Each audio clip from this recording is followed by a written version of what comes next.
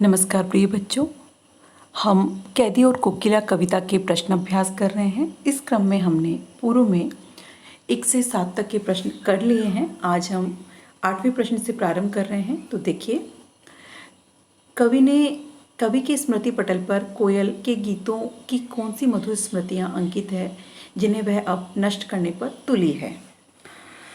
तो इसमें हमें बताना है कि कवि के स्मृति पटल पर जो है कोयल की स्मृति कैसी है। कोयल प्रातःकाल सूर्योदय होने पर अपने मधुर गीत सुनाती थी।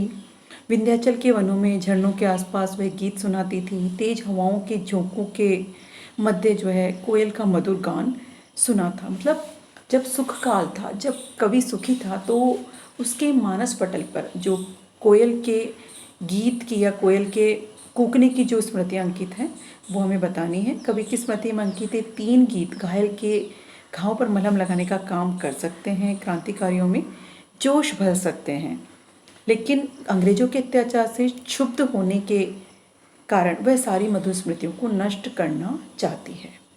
तो इस प्रकार हम इसका उत्तर देंगे। 9वां प्रश्न देखिए, हथकड़ियों को गहना क्यों कहा गया है।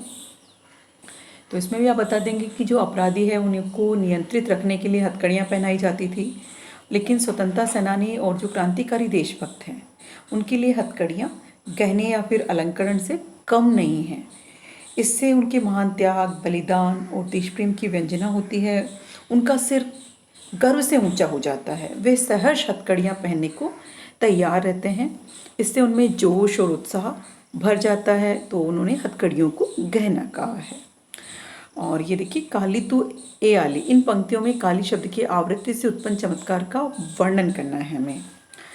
तो काली शब्द की आवृत्ति विभिन्न प्रसंगों में यहाँ पे आई है, विभिन्न अर्थों में हुई है। तो हम जानते ही हैं जब कोई शब्द विभिन्न प्रसंगों में आता है तो वहाँ यमक अलंकार का चमत्कार होता है।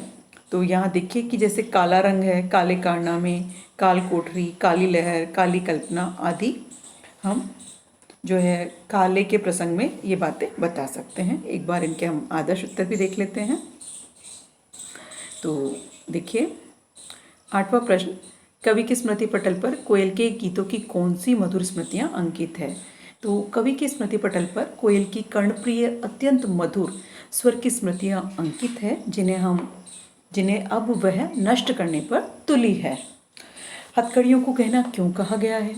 गहना उस आभूषण को कहते हैं जो धारणकर्ता का गौरव और सौंदर्य बढ़ाए।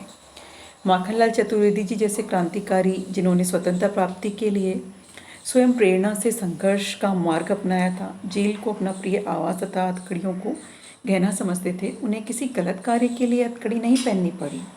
उन्होंने स्वतंत्रता प्राप्ति के महान उद्देश्य के लिए हथकड़ियाँ स्वीकार की, अतः उनसे उनका गौरव बढ़ा।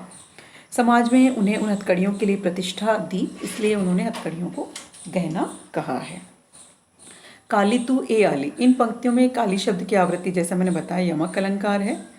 तो आवृत्ति देखिए, काली तू ए आली पंक्तियों में काली शब्द की आवृत्ति है। इस शब्द का अर्थ भी अनेक संदर्भ अनुसार है। संदर्भ के अनुसार काली शब्द के अर्थ देखिए कितने हो रहे हैं।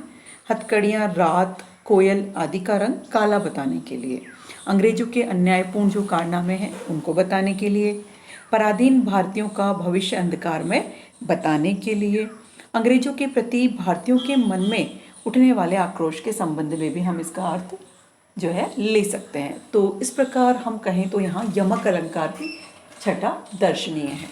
धन्यवाद।